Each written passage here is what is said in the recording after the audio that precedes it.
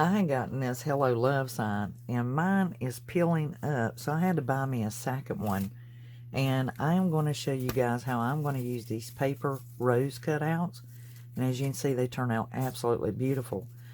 And I'm going to glue them down on my frame.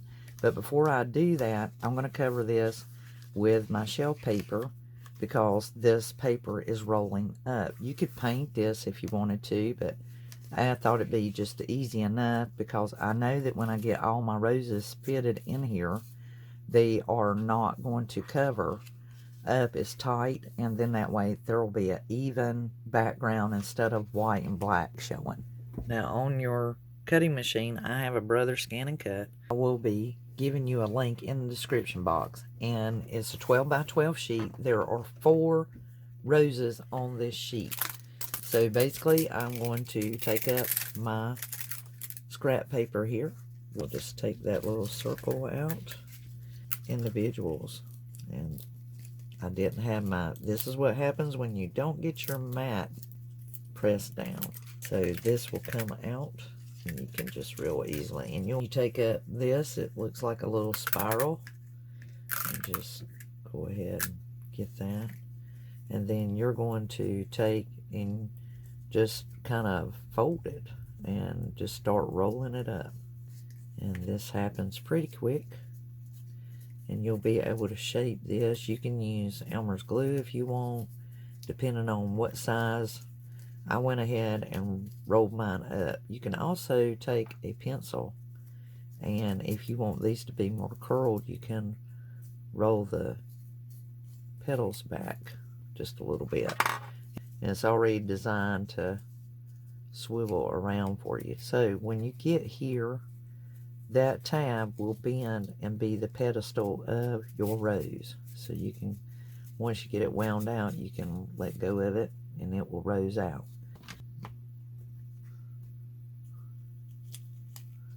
That's the pedestal, just like that. So now that I've got all my roses set where I want them and lined up in color, I can go ahead and start gluing them into the bottom of my frame. And there she is. Such a beauty. Now, I got this love frame because I felt like this would be a timeless piece. And I kept seeing all of these that had these beautiful flowers filling up the LOVE. This is a little bit smaller, but it has this mid wire in the center. So I'm going to take my needle nose pliers and I'm going to remove that center wire. On the O, it's going to be a little tricky, but on the V and the E, it should move pretty swiftly. Okay, so I've removed those crossbars that was in these areas and did this one in betweens for the O and then the L. This, what do you do when you start running out of flowers? Well, you can start taking some apart and making flowers. On the roses, when you pull off the green, you have this piece, so you'll remove that one. Then you're going to have this red piece, and you'll slide it off, and then you'll be able to get the green off. And then I'm going to take one of these carnations, and I'm going to surround it with around this rose, and that way I can make enough flowers to fill up my circle or my letter O. And you can put a dab, and I mean just a dab of hot melt to that, and that will help kind of hold that in place for you. And then gather it back up, and it's easier to turn it upside down when you go to gather it. And then glue that there. Because my florals were a little bit tall and long, I actually used my crimping shears and trimmed off the top of those to let them set in a little more, and trimmed off the edges so that the letter E could be more visible. Now I've got all of my flowers glued onto the frame, and it turned out absolutely lovely. I'm very pleased displayed.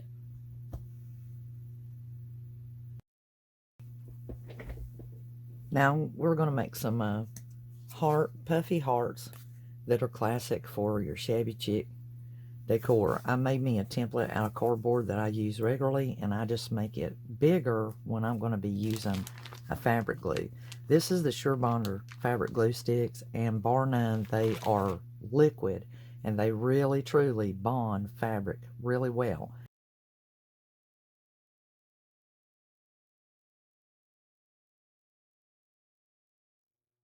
Of course, I add my ground cinnamon powder in there before I finish it, and it don't take a whole lot, but just so it has a smell to it when it gets moved around.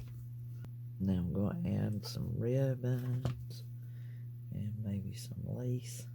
I just went about decorating mine with some ribbon and lace and buttons and so forth, just to make them shabby chic.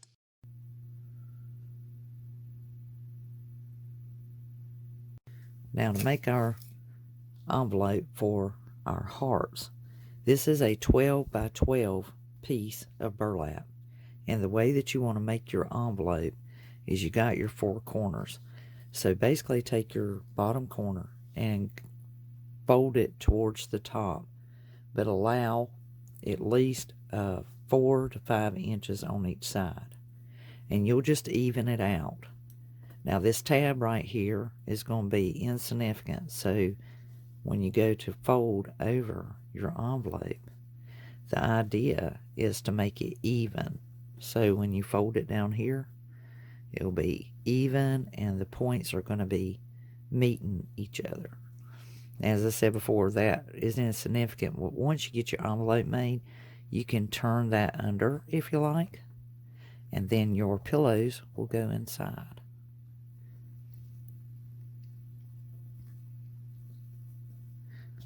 So once you figure out where that goes, just glue it into place.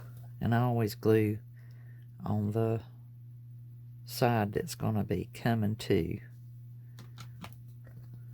That way when I fold it in.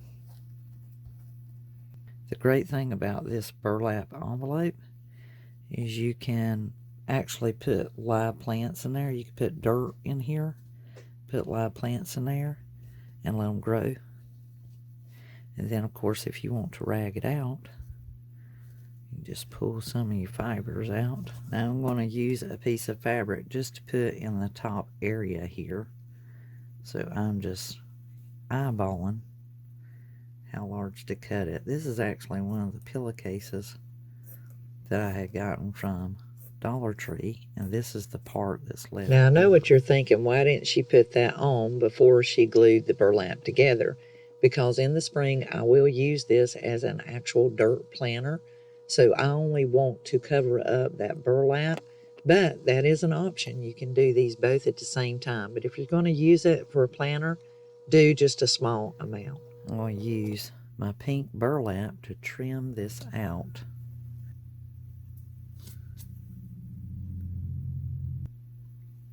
So on second thought, when I'm putting this together, this would look better if it was more narrow, like a real uptown envelope. So I am going to fold that over.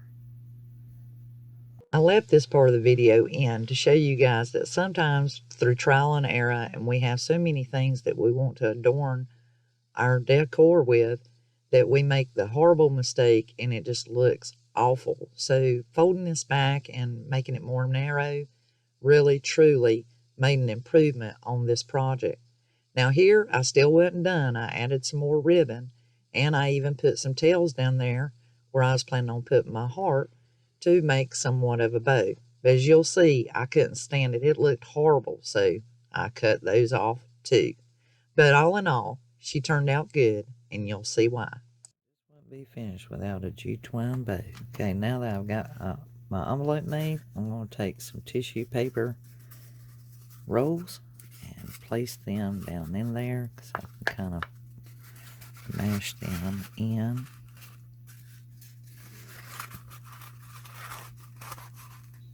And I added a secondary set of the tissue cardboards as well.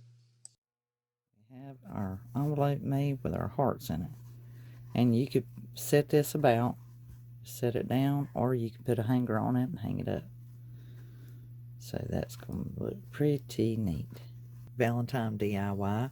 I am repurposing one of the Peace, Love, and Joy signs from Christmas and one of the Beware signs, all from Dollar Tree. Now, I have painted the back side of this one white, and I'm going to be using the back side of this tag. So I'm going to use this of the wine vinyl by Cricut that I'm going to do my letters for my white sign. So to age up my board a little bit, I'm going to take my sanding sponge and just try to sand it a little bit. So now that I've made my board look old-timey and worn, I've marked where my letters need to go. And I did it with pencil so this can be erased. And these letters will be 2 1/4 inches each, with a 1/4 of an inch difference and a 1/2 inch from the bottom. So I just measure the length of my board, and then however many letters, I divide the difference and then the spacing as well.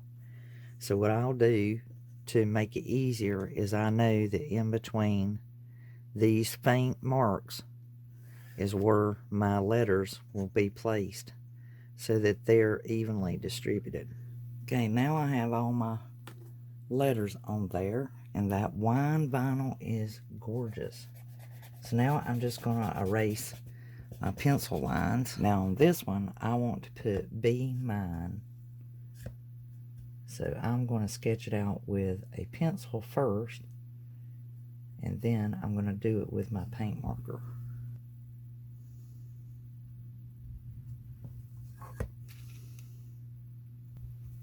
Okay, I've got my Be Mine, and I'm going to attach it right there with some hot melt glue.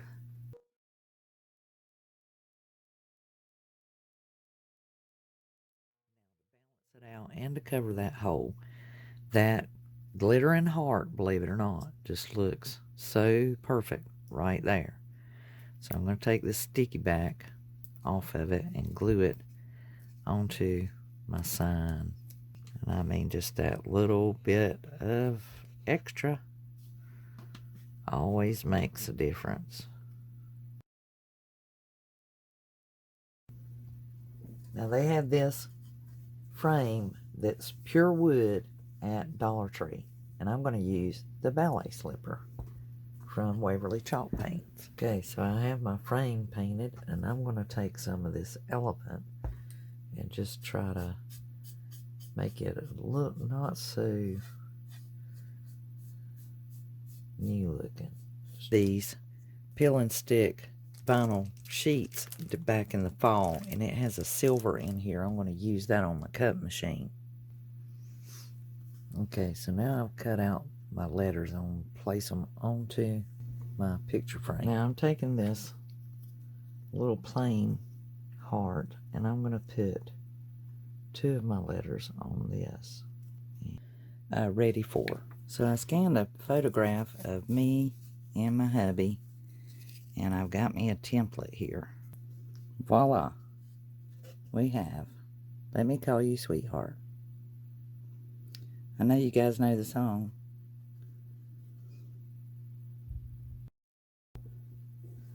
Now we're going to use this sign that I got from Dollar Tree, and we're going to make 2 signs out of this one. I like this frame because it's glass, and even though the frame itself is not so great as plastic, we're going to fix it up and make it look really high end. So I'm going to take and remove, I'm going to take this disc off because we have some plans for it. Now using this disc and some of these gift bags from Dollar Tree, I want this bag. So basically what I'm going to do is trace out this circle, cut it, and glue it in place. I just used regular Elmer's glue and glued that paper bag disc on the front and used the handles, which is Wreath, to trim it out. This is Raffy handle, come off the back around the disc, and now it's just right for your 3-tier tray decor. Now on this board, we're going to take this one and we are going to use this Valentine's Day card with the truck on it. So the first thing I'm going to do is trim this card down and cut off this part of the truck.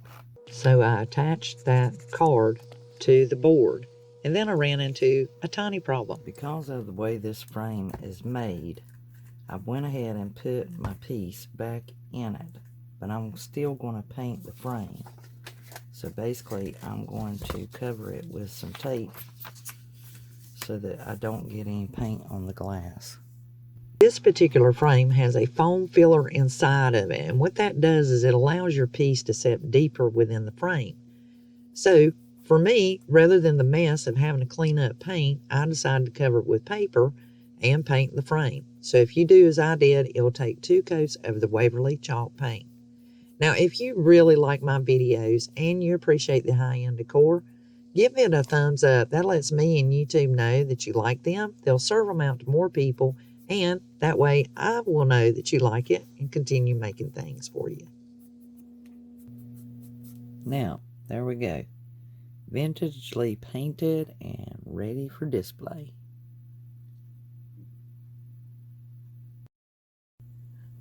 We're going to make us a bunny love out of these little bags from the Dollar Tree. They got pink and they have red. I've selected the pink. I placed some polyfill and some scrap fabric down in there. Now let's draw out our head and our arms. Now I've created you a pattern that you can print, or you can do this on your scan and cut, and I will have a link to this drawing in the description box to where you can go and download this print. And as I said, this can be your template or your guide, or you can use it as your pattern to cut out your bunny.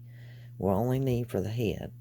For the limbs, you can do those freestyle, and then you're going to be using the bag, or you can use any kind of square bag to make your bunny's body. Some buttons, a little bit of scrap fabric, maybe some pins, and definitely your needle and your thread. Now I'm going to sketch out a bunny on here, and like I've told you guys in the past, just think of whatever it is that you're trying to achieve. This is going to be a front-faced bunny. It's not going to be your typical bunny, but I'm going to take my marker and just go over top of my pencil lines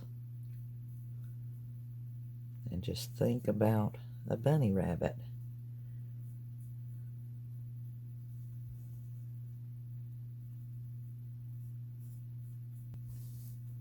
Now, because this is going on a bag, I need this neck on this bunny to come down a little bit. So we're going to kind of put a little shoulder there. Got my bunny cut out, and you'll need 8 strips, 2 for the legs, 2 for the arms. And if you want to, you can kind of put like a little hook, like to round it off. You can kind of do a little, like it's gonna be now when you do the feet and the arms, make sure you cut that little corner off so that it's not sharp. Now we can start gluing these together. We've got our arms and legs underway, and we'll stuff those with polyfill. But for the face of our bunny, we need to do placement so that whatever we decide for the eyes and the nose and the mouth, we'll have our placement before we put everything together. So do the peace sign, and that'll give you an idea of where the bunny's eyes are going to be. And you can do it with a marker just like me. And then, since the peace sign, you're going to turn it, and that's going to be his nose.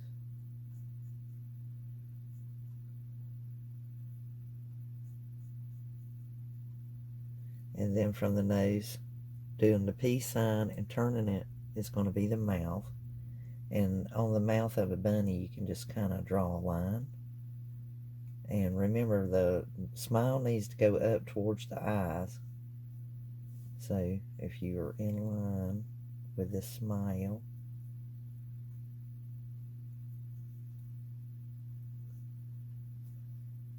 and he's a happy bunny.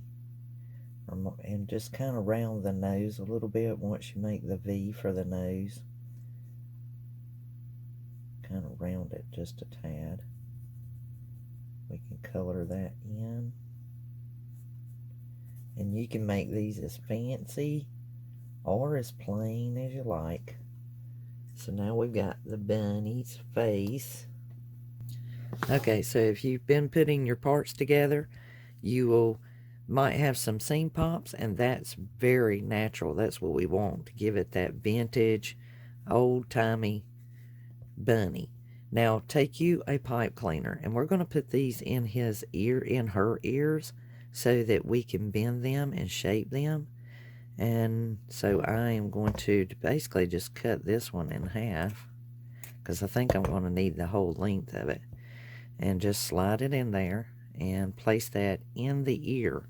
Now I've already started stuffing my bunny, but this is really something that you would want to do once you got your ears covered, so to speak, and then place your pipe cleaner into that ear. See, that way if you want to, you can give him a floppy ear. You can bend him this way, bend him that way, any way you want to, because you'll have your pipe cleaner in there to give it shape. So now that you've got all your limbs stuffed with polyfill, you can now decide how long you want them to be. And I am going to stop exactly where this one is at. And pretty much I'm going to just turn that in. Now you do want that little bit of an edge, because when you glue that closed, you're going to need to either glue it or sew it onto your bunny. So you kind of want that little bit of difference right there. So once you've got that closed up, because you're going to need to attach that, so we're just covering up the raw edges at this point. And then I use the scraps. I just tuck them into that bag and just continue doing the same thing. Just kind of turn that under them, then sew them. But that's a pop stitch, and as you can see, I went back over it with thread, and that just really makes it look authentic. I don't like the pointiness of my little feet and stuff, but that's okay. I can always tuck that in if I wanted to. If you didn't like the pointiness of it, you can just take and push it inward, just like that. And then you can glue that and make it, and that way it'll get rid of that point if you're not wanting that and you sewed yours like I did mine. So that's probably what I'm going to do, because I am not liking that point at all. And so I'm just going to tuck it in and put a little bit of glue on it, and that fixes that. So make sure your polyfill is up to the top, and you don't want to, tighten it down too much just yet. And when you do your bunny, make sure you go all the way up until this area. Now for the time being, we are not going to put the bunny head on just yet. We're going to work on the legs. Now the feet, I gave a curve, and you guys know I glued the little points on these closed, and these will be my bunny's hands. So you're going to need a needle and thread at this point. Now you can attempt to glue them on, and it might be okay, but I want a little bit of looseness in there so that I can turn these. And so basically I'm going to take and sew mine on to the side of the bag. You can also do them down here, but I'm going to do mine on the side. that's the way I prefer it. So basically what I do is I figure out exactly where I'm going to be stitching, and I'm going to basically run that through there a couple of times there. That'll anchor my stitch down. Now that I've got that situated, I'm going to go in through my leg here, blue area. And then I always go about midways.